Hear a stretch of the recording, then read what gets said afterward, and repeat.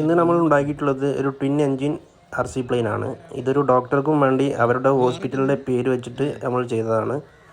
അപ്പോൾ ഇതിൻ്റെ test flying ആണ് ഇന്ന് നമ്മൾ നോക്കുന്നത്. ഇതെങ്ങനെ പറക്കുന്നൊന്നും ഒരു ഐഡിയ ഇല്ല. എന്തായാലും നമുക്ക് ഇതിൻ്റെ ഫ്ലൈയിങ്ങും കാര്യങ്ങളൊക്കെ ഒന്ന് കണ്ടു നോക്കാം. ഇത് ഉണ്ടാക്കിയ മെറ്റീരിയൽ ഹൈ ഡെൻസിറ്റി തെർമോക്കോളാണ്.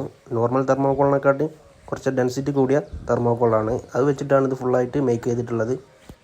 ഇതിൻ്റെ മാക്സിമം വെയിറ്റ് വരുന്നത് 1200 ഗ്രാമാണ്. 1000 kW 2 ബ്രഷ്ലെസ് മോട്ടറും 30 ആംപിയർ ESC 2200 mAh ബാറ്ററിയാണ് ഈ ഒരു പ്ലെയിനിന് പറക്കാൻ ആവശ്യമായ പവർ കൊടുക്കുന്നത്. അപ്പോൾ എന്തായാലും നമുക്ക് ഈ പ്ലെയിൻ എങ്ങനെ പറക്കും, ഏകദേശം എത്ര ടൈം പറക്കും, ഏകദേശം ഒരു 15 മിനിറ്റ് പറക്കുന്നതാണ് നമ്മൾക്കൊരു പ്രതീക്ഷ. എന്തായാലും നമുക്കിതൊന്ന് ടെസ്റ്റ് ഫ്ലൈ ചെയ്ത് നോക്കാം. ഒരു ഫ്ലൈറ്റ് ടെസ്റ്റ് ഫ്ലൈ ചെയ്യുമ്പോൾ നമ്മളിതിൻ്റെ മാക്സിമം ഇതിൻ്റെ കൺട്രോൾ സർഫസ് കറക്റ്റ് വർക്കിംഗ് ആണോ എന്ന് നോക്കണം. കുറേ നേരം വർക്ക് ചെയ്യിപ്പിച്ച് നോക്കണം. അഥവാ ഈ രണ്ട് സാധനത്തിന് എന്തെങ്കിലും പ്രോബ്ലംസ് വന്നു കഴിഞ്ഞാൽ നമ്മൾ ഇത്രയും ഉണ്ടാക്കിയത് വെറുതാവും, ഫ്ലൈറ്റ് ക്രാഷ് ആവും. അതുകൊണ്ട് മാക്സിമം നമ്മൾ ഈ കൺട്രോൾ സർഫസ് എലറോൺസും എലിവേറ്ററും മാക്സിമം വർക്കിംഗ് കണ്ടീഷൻ നോക്കിയതിന് ശേഷം മാത്രമേ ഇത് ഫ്ലൈ ചെയ്യാവൂ. റഡർ പ്രശ്നമായാലും വലിയ പ്രോബ്ലം ഇല്ല. പക്ഷേ ഈ എലിവേറ്ററും എലറോൺസും മാക്സിമം നമ്മൾ ചെയ്യുന്നത് റെഡി ആണോ എന്ന് നോക്കണം, എന്നിട്ടേ ഇത് ഫ്ലൈ ചെയ്യാവൂ.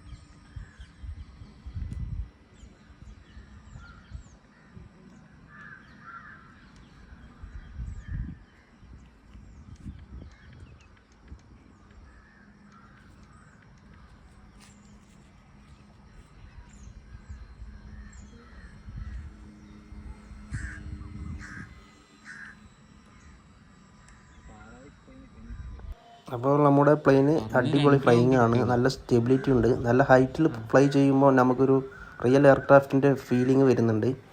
അപ്പോൾ എന്തായാലും ഇത് അടിപൊളിയായിട്ട് ഫ്ലൈ ആകുന്നുണ്ട്. അപ്പോൾ ഇത് സക്സസ് ആണ്.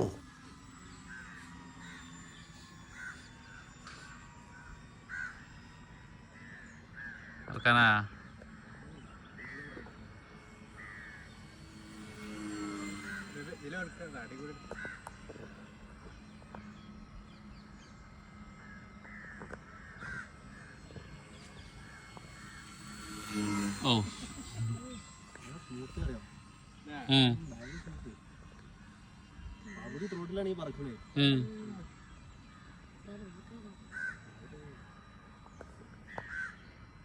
ആയിരം കേവിയാ?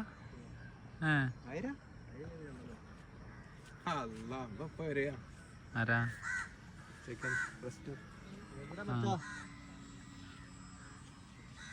ലാൻഡ് ചെയ്ത് നോക്കിയല്ല.